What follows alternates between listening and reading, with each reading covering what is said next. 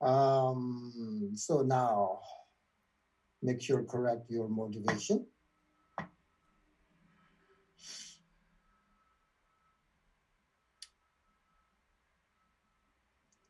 We finished the first and second prayer, but people who are new here today, the first prayer of Gampopa was about what causes that make us unable to practice Dharma. And it is necessary to the causes of our minds not to go towards Dharma. And as a Dharma practitioner, it is important to understand, distinguish between what is Dharma practitioner and what is not Dharma practitioner.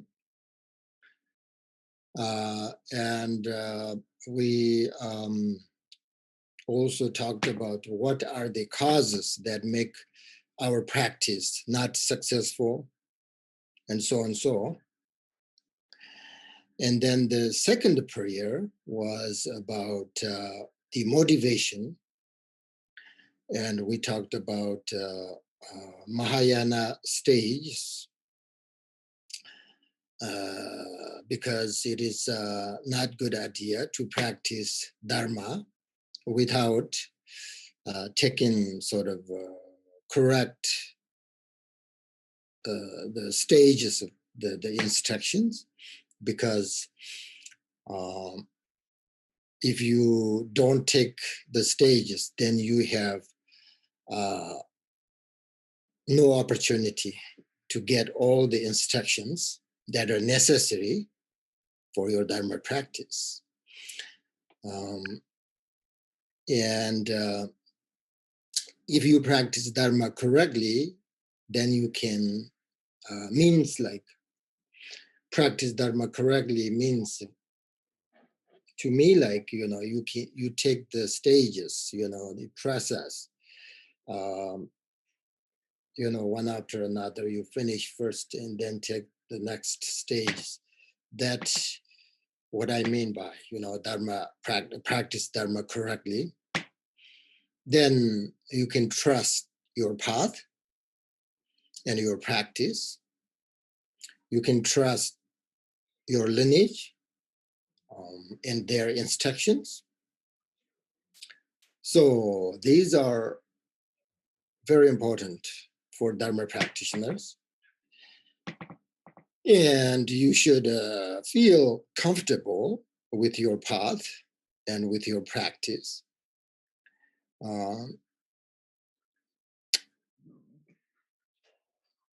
Because if you feel your practice not authentic, or you feel like the way you practice is not correct or not standard, or you have lost lots of, if you have, how do I say, lots of hesitations about your practice, then that is not proper way to practice Dharma. If that the case, then you need a teacher who gives you and who guides you and gives you all these instructions for your practice and helps your hesitations, doubts, So that's why to find a teacher for Buddhist practitioners, so important. Almost you can't practice by yourself without teacher. Just let you know that. That's, I think that's very, very important. So we talked about that in the second line, the prayer of Gampopa, Four Dharmas of Gampopa. Now, I can tell you that being a Buddhist teacher is not easy.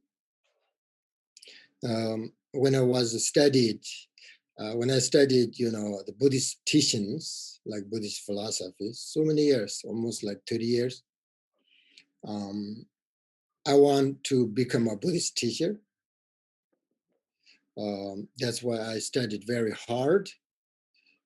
Make sure that all of those exams, I will, make sure that I pass all of that, and to make sure that to receive the title or certificate, because I want to become a Buddhist teacher. But once you have once you become a Buddhist teacher, then you teach, right? You teach, and no matter how many you have, some students, so you have really sort of all these responsibilities. So it's not easy to so I the it's a being a Buddhist teacher is not easy, because there are lots of problems with I mean, the student, they have lots of problems with their practice. You have to take all that, respond. You have all that, you have the responsibility. So it's not easy. And also sometimes I ask to myself, like, do I have the capacity to guide all of these students on this Buddhist path without sort of misleading? That's big, sort of really. I always think that. But I do my best. When I start to teach, I always make sure that my motivation is correct. Otherwise, as using Buddhism for our own reputation, fame, wealth, etc., is very common, right? It's very common, and it's very dangerous. That's why I always say, correcting your motivation.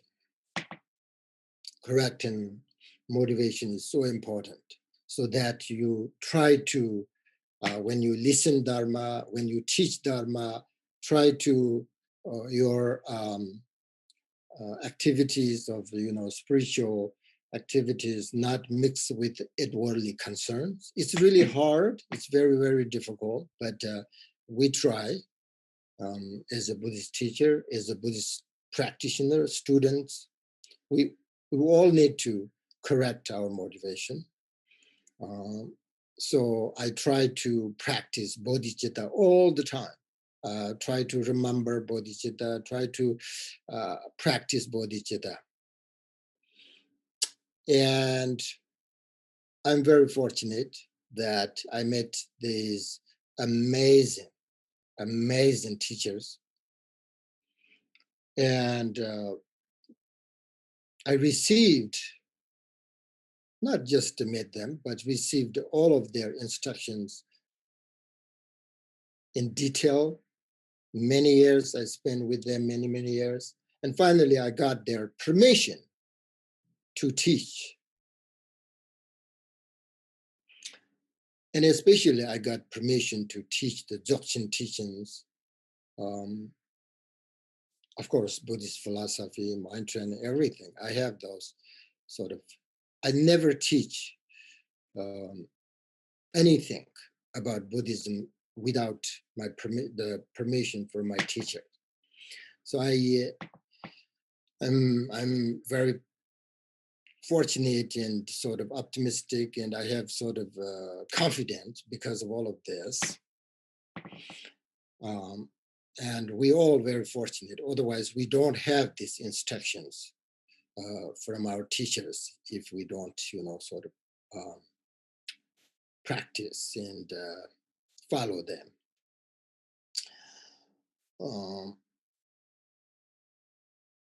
Then other reason why sort of I became a Buddhist teacher is I studied with my teachers for a long time, and I went through the practice sort of process, the stages, step by step, according to the lineage instructions, the rules.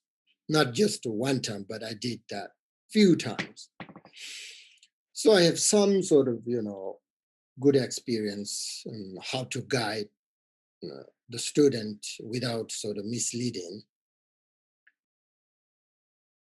So just to let you know that, I don't know why I say that, and you should also think very carefully about your practice process. Make no mistake. Once you enter Buddhist path, you can make sort of decision by yourself. I want this practice, but I don't want this practice. So you are completely rely on, not completely, but you are rely on your spiritual teacher or whatever you call it, spiritual friend, whatever. You rely on that and listen their instructions, and then you practice. So you need this practice, the stages, process. Otherwise, you're not going to develop all of these qualities, and this journey is so important for your life. Not only, just for this life, okay, but life after life. If you believe sort of your future life.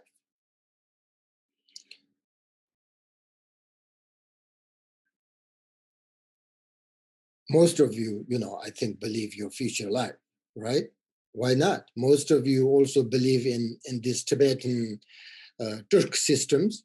You believe them. If you believe them, this is reincarnation of this and this and this. If you believe them, then why don't you believe your future life? Think about that way. If you believe in your future life depends on this life, right? So whatever you're doing right now, it's so important for your future life. So therefore, you are taking this sort of process or this path or this journey, whatever you call it, is so important. No make mistakes, because if you're doing this correctly, then even though you're not finished completely the process, that's okay. You can start next time. So if you want to practice Dharma sort of authentically, then it's not a good idea to practice Dharma without taking sort of this process. That's why it's important to understand this second prayer.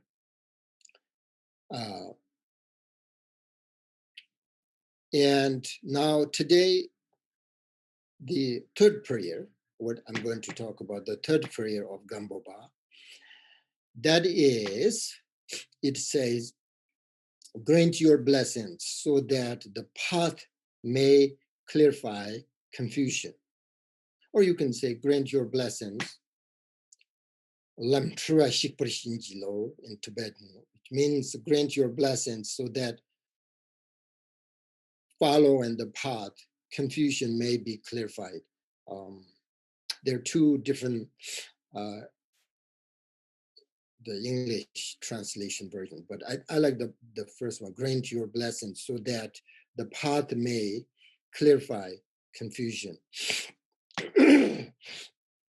That's is the third line, right? The prayer, today's topic, So here we are talking about the paths, right?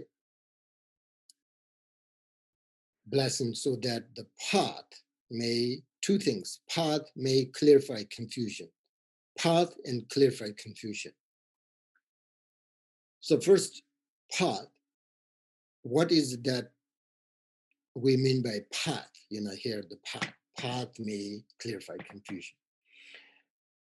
As you know, there are spiritual path and there are worldly path, right?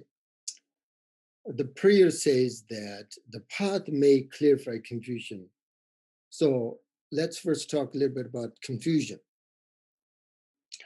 Because once you understand your confusion, our confusion, then you will see how it is important to have a right path that clarifies your confusion. If you have a wrong path, it doesn't clarify your confusion. It creates your confusion. So therefore, if you understand, Gampopa here says, like clarify confusion. What does he mean by clarify confusion? So confusion, when we think about human beings' lives, you can see they are full of anxieties and they are frightened of fear of death, fear of sick, fear of getting old, fear of getting wrinkles, fear of not successful life, fear of sort of not finding the right path, etc. There fear, lots of fear, like different things like that, right? Every day-to-day life, we always think about these things, worries, anxieties, fear, all of that. It is because all of this confusion, there is confusion of attachment, there is confusion of wrong view, there is confusion of selfish mind, there is confusion of relationships, there is confusion of work situations, etc. So many, all of that. So you see, we are confused with everything because we have no clear path, or we have clear path, but we are not sort of taking the path correctly. So that's the confusion, right? Here Gampopa is talking about confusion. So how can we clarify all of this fear, as I said, and confusion? How? So think carefully. We're talking about each of us, like have a life. So we're talking about our life. You are confused every day. I am confused every day. I have fear. You have fear. All of that. So it's talking about life. It's talking about dharma. So you think carefully. When I say you think carefully, what I mean, is it possible to clarify the confusion of attachment if you practice, let's say, non-attachment of life? Think carefully about that. Is it possible to clarify the confusion of selfish mind, the self-grasping? If you practice bodhicitta, the kind mind, is it possible? Think carefully. Is it possible to clarify the confusion of wrong view? We all have wrong view. If we develop, is it possible to clarify the confusion of wrong view if you develop your wisdom through Buddhist teachings or through practice, cause and conditions, interdependent originations, all of that? Is it possible to clarify your wrong view? is it possible to clarify the confusion of relationships if you practice love and kindness? So there's so many, but I just give you some examples so that you have, like, do you think this practice are good spiritual sort of unmistaken path? That's what we're talking about, the path here, path in confusion.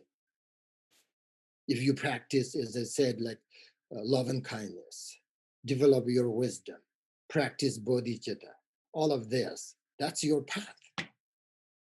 So if you take that path, is it possible to clarify all of, like you have difficult relationships, you have a selfish mind, you have an unclear path. Are these a good solution or antidotes if you practice it? Do you think this practice are good? You understand?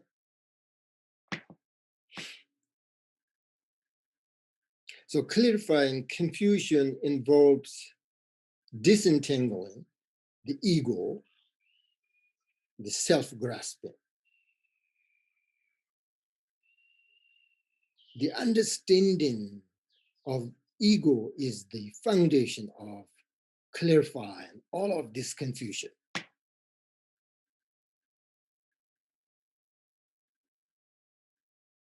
As you know, generally speaking, we as a human being, we have to sort of live in this world, this samsara, comfortably, happily, successfully. That is the view, that is the goal. But when it comes to practice, we don't know how to achieve that goal, how to achieve the happiness of life, because we are confused about our life. And we are confused. There all of this confusion about how to achieve all of this goal, how to achieve happy life. That's why first we need to clarify our confusion through, learning, study, and practice meditation.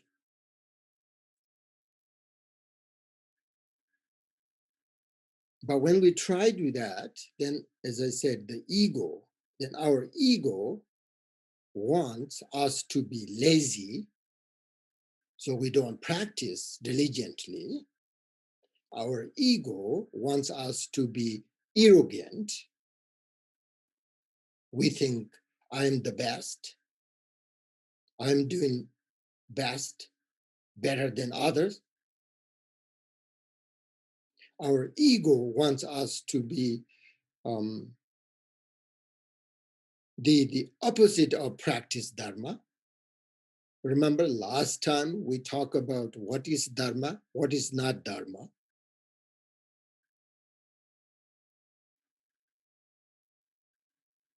So our ego wants, really practice not dharma. So there is not much wisdom voice that is coming from your mind. For example, when you try to meditate, your inner this ego's voice always disturbs you, right? Whenever I say, like, when you try to meditate, okay, just don't follow your thoughts and just let them go. But you can't, because your thoughts come in all the time. That's your ego's voice, inner voice. You call it inner voice. I call it inner ego's voice.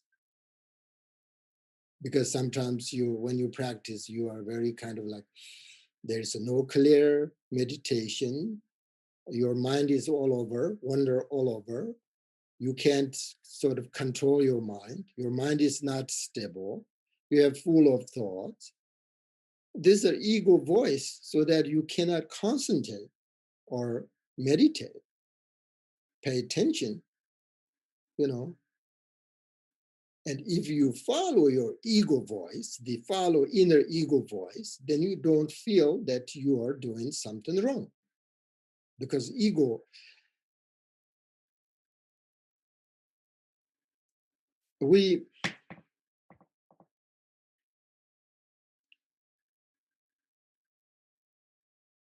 normally develop all kinds of obstacles and confusion through our ego. So that's why it's not coming from your wisdom mind, that is coming from confusion. So therefore, Buddha always say that don't listen to the ego. You should try to listen your wisdom, which means you have to learn it, you have to study, you have to develop your wisdom so that you know, you have some kind of like, when ego tells you something, you can right away, you can understand.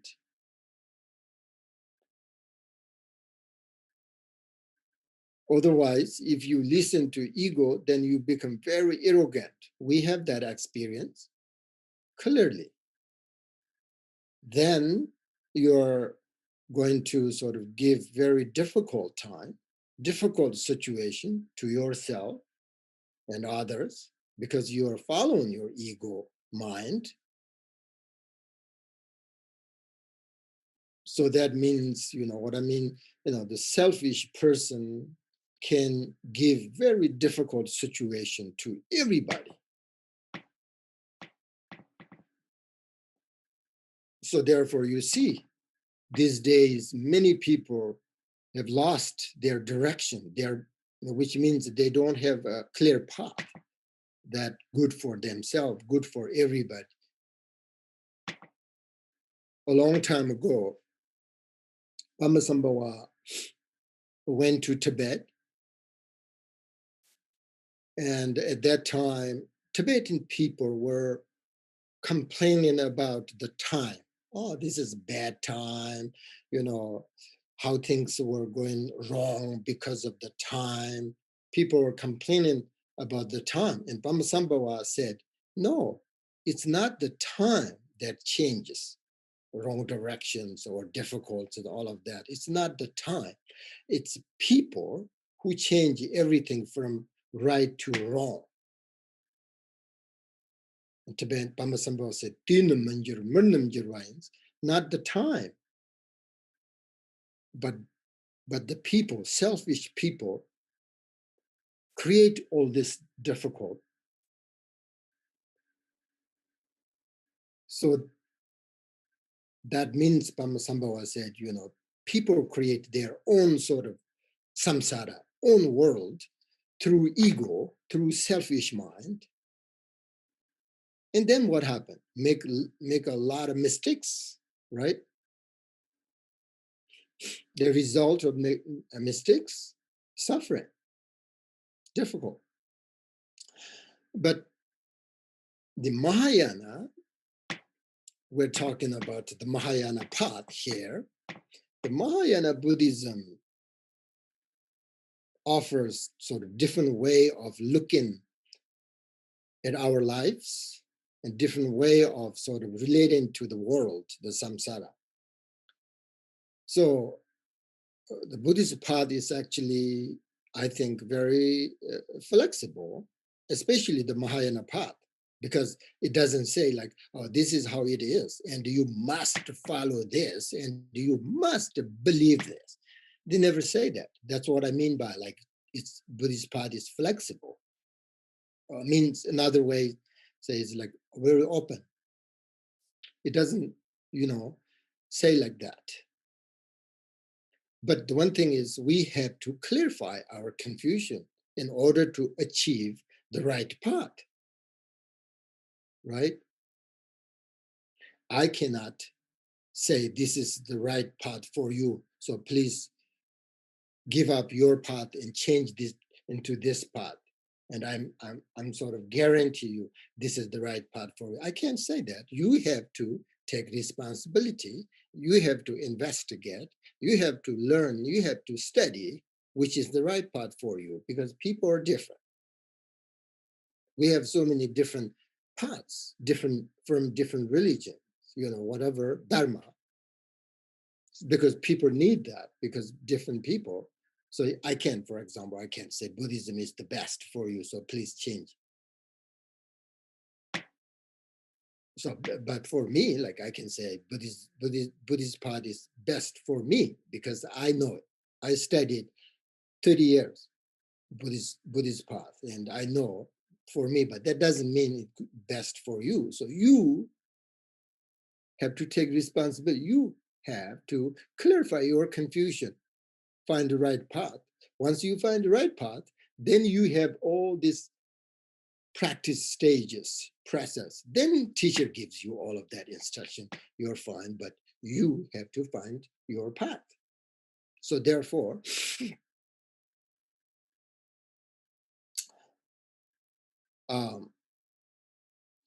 I think the confusion comes from not having sort of enough confidence in yourself and everything. The confidence develops through the practice of unmistaken view, which is correct path. And the more you trust and have sort of confidence in yourself, your path, the more you trust your practice and your path.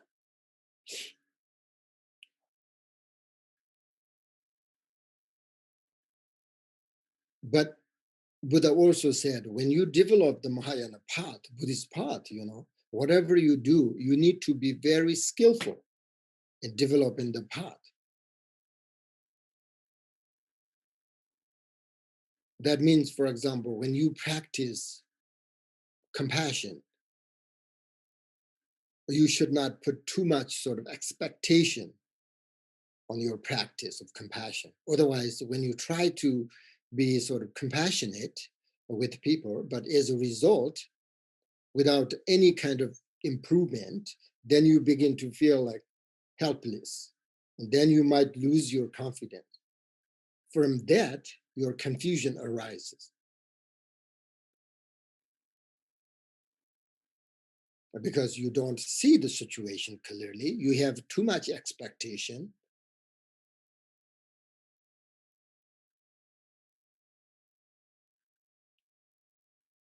And you begin to hope for things that are not possible or not beneficial. So this is very important. Whatever path you are taking, okay, you need to be very skillful in developing with that path. So therefore, you should be very careful with your meditation. Don't be very stubborn, or try to sort of persistently, So for beginners, my teachers always say, like, for beginners, you don't need to work so hard in your meditation.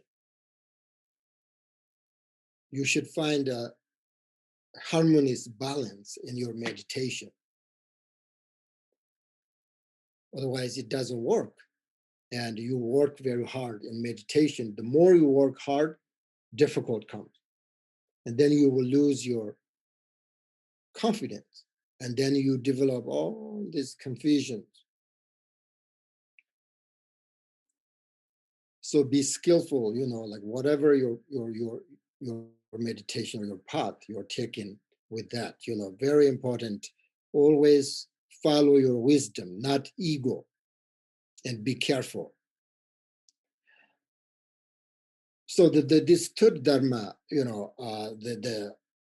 prayer, dharma, the Gampopa, it says, grant your blessing so that the path may clarify confusion. As I said, it is about how we can clarify our confusion.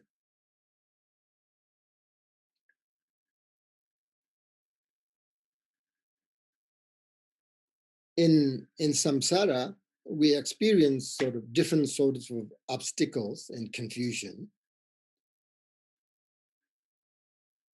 So, but always some,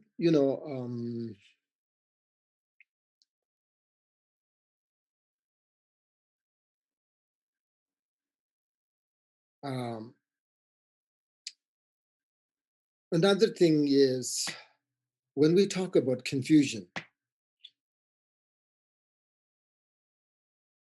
if you pay attention to yourself, the way you think, the way you act, you would see, your wisdom is not very vast or sharp, right? Because of ignorance. This is another way we have to also understand. When we talk about ignorance, there are two types of ignorance. That is mixed and unmixed ignorance.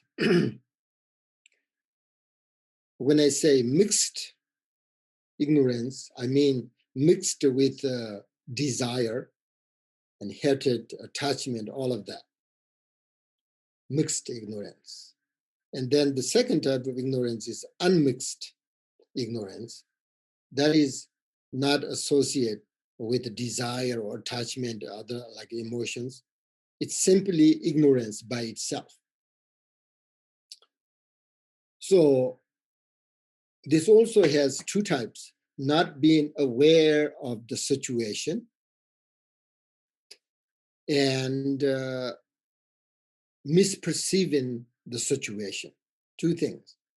So the first, not being aware of the situation, is we just not realizing what the situation is, and we don't have sort of any desire to find out the truth, right? You already like your age, 50, 60, 70, 80, you're still here with this ignorance, either mixed ignorance or unmixed ignorance, or you just don't have any desire to find the truth, who really you are, what you want. So many people have no desire to find the truth, right? So we don't understand the situation clearly about our life. And the second ignorance, the misperceiving the situation, is understanding situation incorrectly. Okay, we have a mistaken belief about it. For example, if it is something impermanent, we think it is permanent, right? It is something good, we think it's bad, etc. You see, that is misunderstanding the situation. So when there is no wisdom,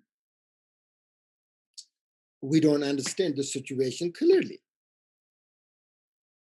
And also the quality of our lives is a diminution. So therefore, according to Mahayana, the wisdom and bodhicitta is the essence of sort of the teaching, or the essence of life. Okay? What is life? Life is about love. Okay? The true love is the action of bodhicitta and wisdom. If you have no wisdom, you have no bodhicitta. So the Mahayana, if you are taking the Mahayana path, the essence of your life, the path, is wisdom and bodhicitta. Then you can develop this great love.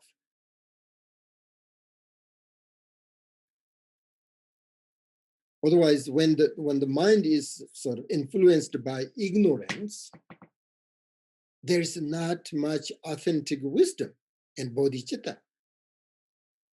That's the thing. You see, the Mahayana path today we're talking about path. If you're taking Mahayana path, it's so important to develop your wisdom, which means study, learning, practice. All of that is so important. Then you can see how to clarify the ignorance, clarify confusion. So the wisdom in bodhicitta is the process of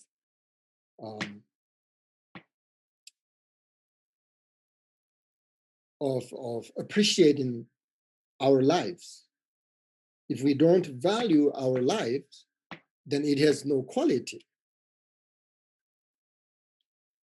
And the quality of our life is depend on the way we look at it, which is we should be valuing our lives rather than worrying all the time. As I said, why are we worried all the time? If you can do something, change, do it. No worry. If you cannot, maybe that's just what it is. Maybe that's the fact. Then why you worry about it? It doesn't help you. So therefore, Patrul Rinpoche said that when you take a path that is without confusion and that is without mistake, then you will develop great human qualities. Because the correct path is your life. Then you can develop your qualities, such as like love, wisdom, so that you have a correct view. If you don't have these qualities, you're going to suffer, right? Because of confusion, because of ignorance. As I said, you think about where does this confusion comes from? It comes from ignorance. You know what is confusion, right? Means worldly or spiritually. As I said, we are confused about attachment, all of these kind of things. Where did it come from? It comes from ignorance. Go deeper. Investigate. Where does ignorance come from? So confusion comes from ignorance. Ignorance what? The root of ignorance is the conception of a self. Do you believe in self? If you believe in self, you should find out where is it and how do you explain about it. Not just to believe in it. If the self has sort of true existence as a thing, then why we can't find it? What is self? We have a mind, we have a body. It's easy to find it, clearly see it. But if you believe in self and it has sort of true existence, where is it? How do you explain about it? Why we can't find it if you investigate? Then you may think, that it doesn't matter, self exists or not. I'm here, this is me, I am suffering, I'm happy, or I'm still suffering, doesn't matter, self exists or not. Then if I ask you, who is suffering? Who is happy? You would say, I am suffering, right? I am suffering. If I say, what are you? You would say that you are the sort of physical form. There are so many things, right? Who are you? You investigate that. And you are the physical form.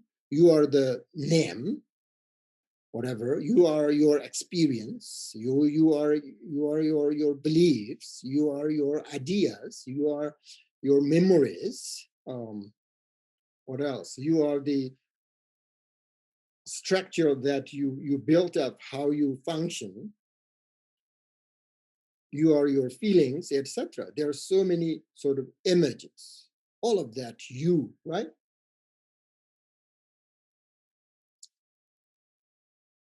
So you would think all of these are myself. So I have a self.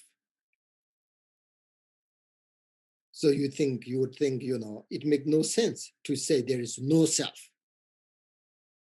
This is me. I am the same person I was yesterday or last year or 20 years ago. I am the same person. That is what I call confusion. We believe it. But think carefully. Think carefully. All of these ideas about the self that you are thinking, that we are believing, are they right? Is your body the same as yesterday's body? Is your mind the same as yesterday's mind? Yes or no? Investigate yourself. If it changes, then it's no longer the same. Why still you believe like I'm the same person from yesterday?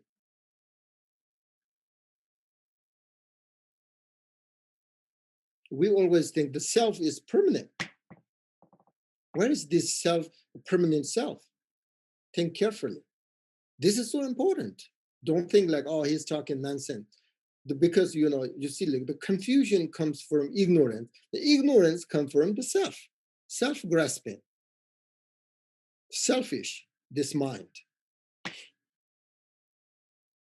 So think carefully, or you may think that this self as you see it now, or you experience it now, will still appear the same way when you realize the nature of the self. If you think like that, no, you are very, very wrong. Because when you recognized the essence of the self, the nature of the self completely, then this dualistic mind, who always sort of perceiving things incorrect way, is no longer there. Because that's how we call the Gampopa, is clarify your confusion. Once you clarify your confusion, which means you have no dualistic mind. Right now we have this dualistic, like attachment develops towards pleasant objects, aversion develops towards unpleasant object, etc. All are clarified and with no sort of self-grasping at all. If you recognize the essence of the self, you clarify all of that, and no negativity is committed. So that means you don't wish only for your own personal happiness. And because right now we only do that because of the selfish. But when you recognize this selfish nature of selfish mind, the self, then you're not looking for happiness for yourself, only for yourself at that time. Everything's changed. You understand? I don't know you like this kind of teachings or not, but it's important because you need to know where is your confusion come from. That's the thing. If you want to clarify your confusion, then you need to know like, where all of this confusion come from, and why are we confused?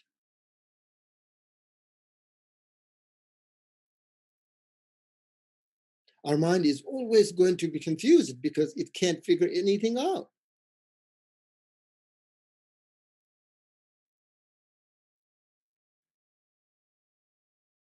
So we have to clarify confusion. But now, don't think like the confusion is so bad. It depends, right? The good thing about confusion is, I think, if you know how to sort of organize your confusion, and if you know how to handle your confusion, then you are learned to use the confusion to your benefit. Because the more intelligent you are, the more you will find the truth.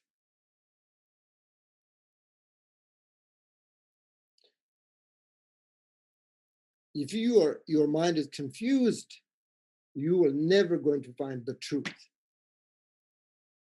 That's why we need to know how to clarify the confusion, what is confusion, all of that. But as long as you are just believing in a permanent self, then you are not sort of experiencing yourself as a beautiful life.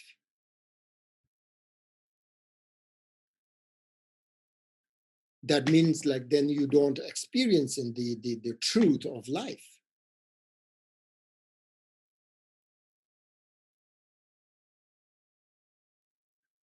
You are experiencing yourself as a sort of bundle of thoughts and emotions and permanent self, etc.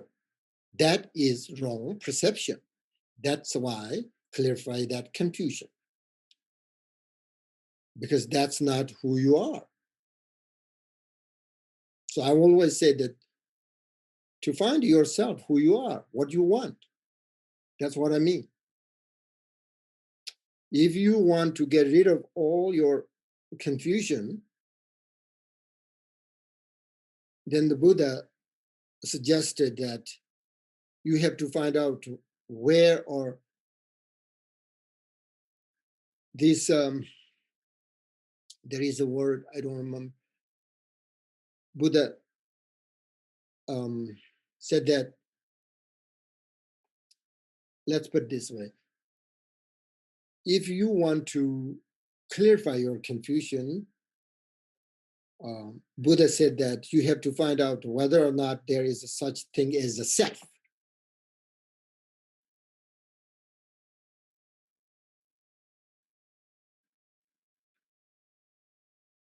You should find out.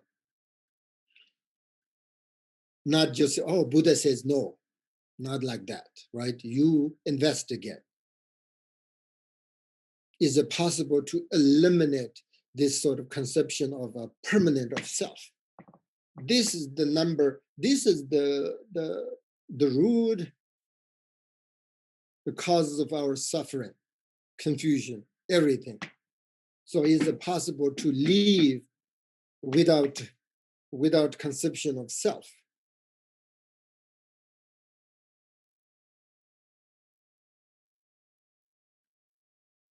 You investigate. If you think that there is no such thing as a self,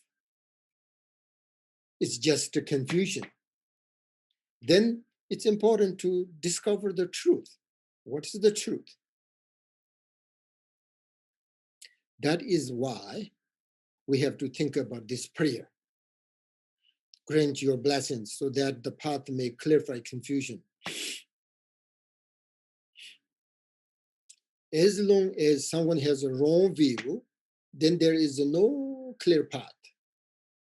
As long as we live in this world and with no recognition of the true sort of our lives, we're believing in unreal things, then we're always going to be confused. You understand? So again, how do we clarify this confusion?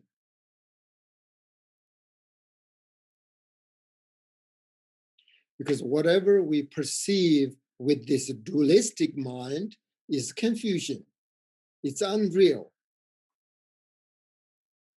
Therefore, the Buddha Shakyamuni taught that the confusion that we experience is rooted in the sort of disturbing emotions.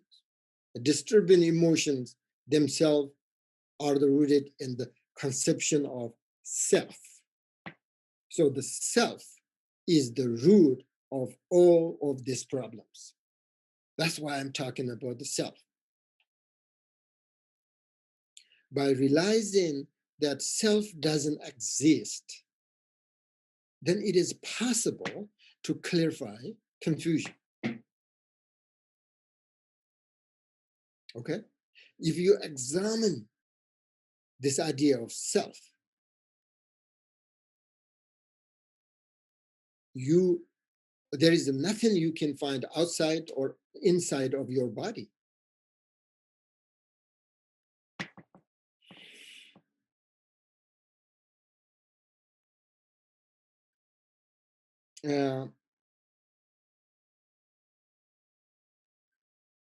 So that's the thing. The point is, by understanding all of this, okay, and meditating on that, then the path that you're taking is able to clear away this confusion. Right? Again, this prayer says, clarify confusion.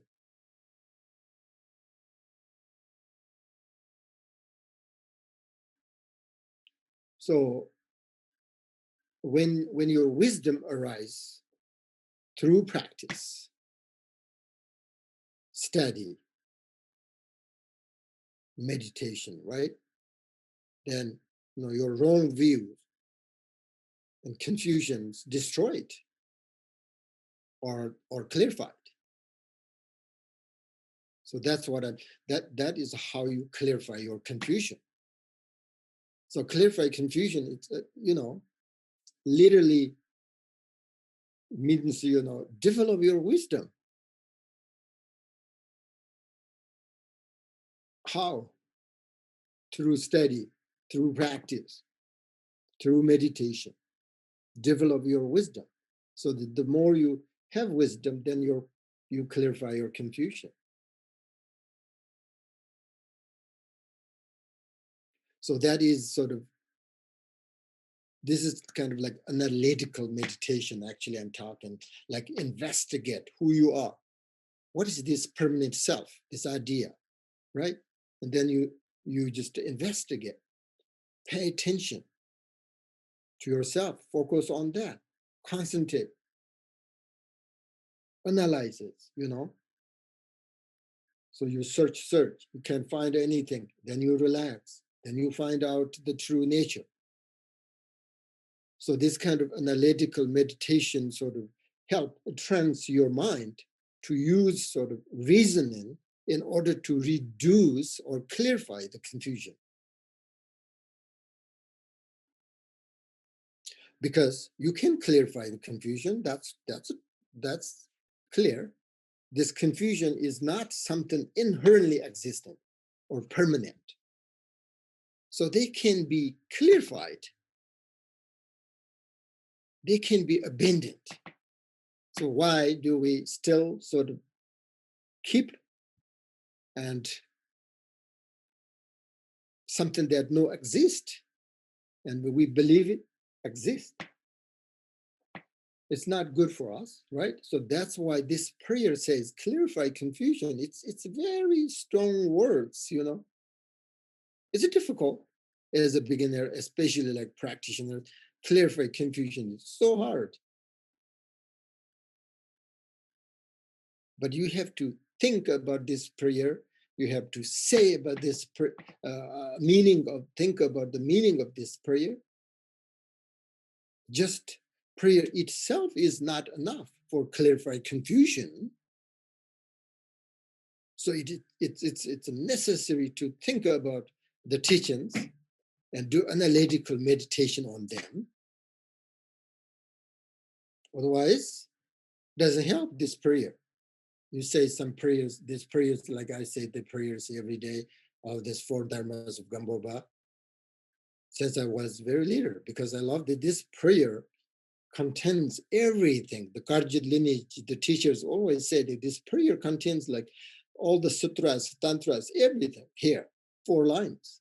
But if you don't think about the meaning of the prayer itself doesn't help you at all. No matter how you say 100 times a day, it doesn't work if you really don't do correctly, which is you have to say it, you have to think about it, you have to clarify your confusion, you have to find out the right path. All of these things we talked about this for a few weeks during, all these prayers. If you forget it, these teachings, go back to watch. We put it this in the YouTube, so you watch. I always do listen to my teachers when I study with them. Just all over again. This is, you never think, oh, I understand. That is confusion. You never understand. The more you listen, the more you think about, the more you study, you find something new all the time from that, your study. So not just to say the prayers, okay? That's what I mean. If you say, last time we talked about the religion, what is different between this thing? If you say the prayers without all of that meaning, thinking the constant or whatever, then that's just religion. It's just the prayer. I mean, prayer has also blessings for sure. Gampopa was like amazing teacher. And all of this teachings from, transmitted, is like a, Marba Mula and Gambo, all of that. It's just prayer itself also, not like the or the ordinary people just kind of the words. It has a powerful sort of, blessing, but that's not enough. So you have to study the three things. You have to study about this prayer, then you contemplate on them, then you put that into your practice, meditation. If you do that, then you find something that really helps you, makes your life easier, helps you to recognize your life. Then you take this path. That means that path is good for you. Right path for you. And then you study this, contemplate, meditate, all of that. It doesn't make sense. Then maybe that's not right path for you. And just leave it. Try to find something else. That's how you do it. That's how you do it. Even Buddha himself said, you have to find your path through study, listen, and practice.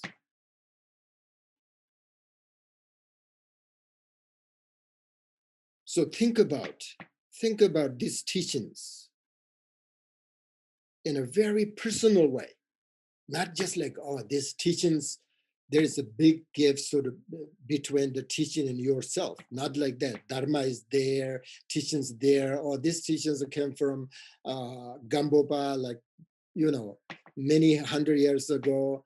And then now I am sort of, explaining all these teachings. You create this separation all the time. Don't do that. That's what I'm saying. These teachings, what I teach or whatever the Gampopa says, you take that teachings in very personal way. This is me. This is my life. What should I do? And investigate and practice and contemplate all of that. Not just make this separate, don't create this separation all the time.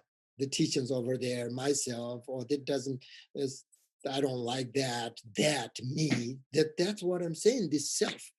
You believe this self, right? The self, as long as you believe this self, you have this separation. As long as there's separation, you never see the truth. You never, ever see the truth. I can tell you that. Because you're not to pay attention to the teachings, not bring them into your personal life.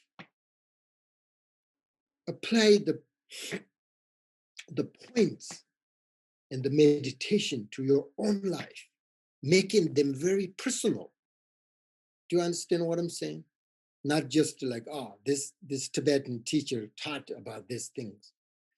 Tibetan teacher, this guy talking about your life.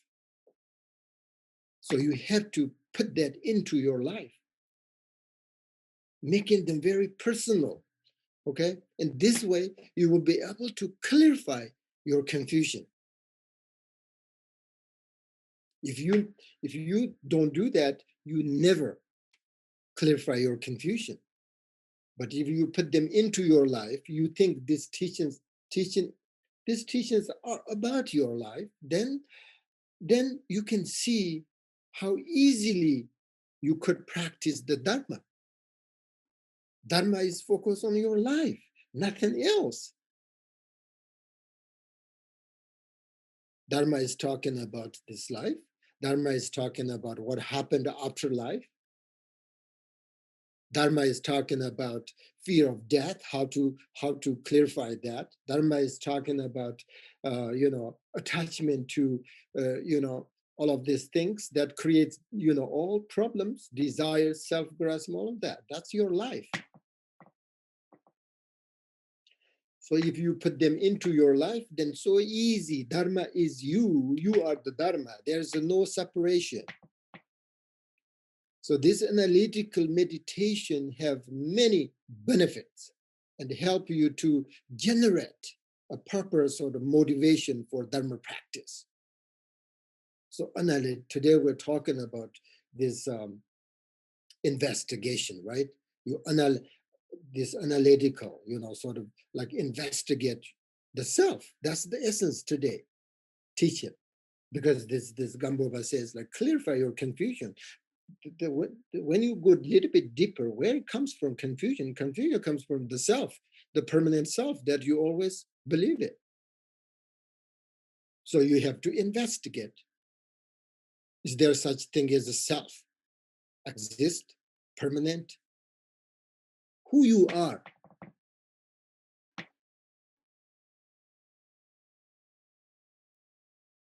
Otherwise, if you think about these teachings just intellectually,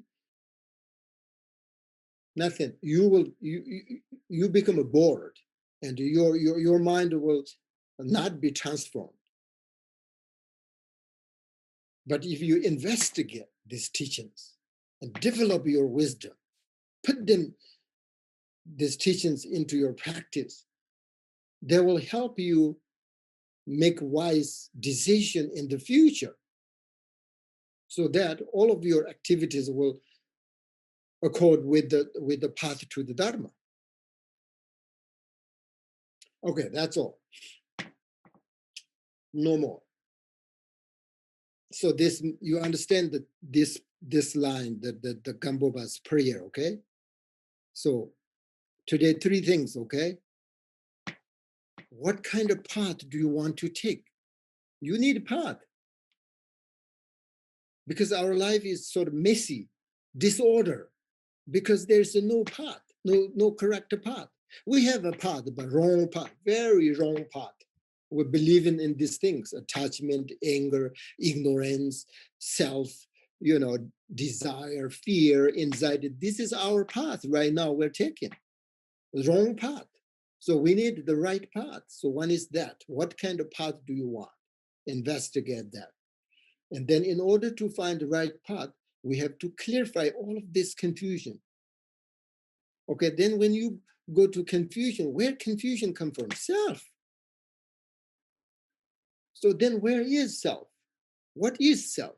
Who you are? All of the things, that's about your life. So that's all today's teaching.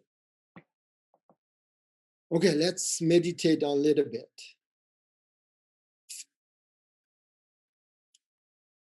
For 5 minutes, okay? This meditation, as long as today we're talking about the self, search for one's self. For 5 minutes, maybe you can't find anything, but that's not enough, but you will do more. But search for one's self and then relax. That's the meditation today. Search for oneself and relax. So we think the self and the body are in a sort of dependent relationship, right? So does the self exist? Yes or no? If yes, this is yourself. You're talking to yourself. Usually you don't listen to your inner voice, but today the analytical meditation, you ask yourself, does this self exist? Yes or no? Yes. Okay, where can you find it then? If yes, you search like that. within your both your body, your mind. Where does self exist? In a body or mind? If you cannot see it, then just relax there. No worry. Don't worry, okay? Sometimes people think like, oh, when I think about meditate on this selflessness, I get panic. Nonsense. That means you are so ignorant. If you can't find, why people think that? Sometimes I don't know. When I think about selflessness, I think like I disappear. Then I get this panic. I lose myself. So what? You need to lose yourself because you are so attached to yourself and you believe this permanent self. So don't get panic. So just relax. If you can't find anything, maybe that's it. That's who you are. Then just relax on that. So, okay, after investigation, looking at your mind directly and just to relax there. There's nothing else that needs to be done. How simple as that? So therefore, it's just when you go deep, investigate it. It takes you to this the nature of your mind. It's the best to look at it and then rest on it. And then, of course, this inner ego voice come. Your thoughts arise. That is the beginning of your destruction, right? For meditation, your meditation. When the thoughts arise, simply recognize arising of the thought. And then the thought itself actually becomes the next object of your attention in this method. So that is what we call resting the mind on a selflessness. By doing like that, eventually, not, don't create expectation, but not now, but eventually you are able to develop a certain understanding of the self and no selfless, and the selflessness. So that eventually, I'm saying eventually, not now, not today, not tomorrow, not this year, eventually you can let go of your self-grasping and then attachment. That's what we call liberation, self-liberation. Okay, let's meditate for 5 minutes here.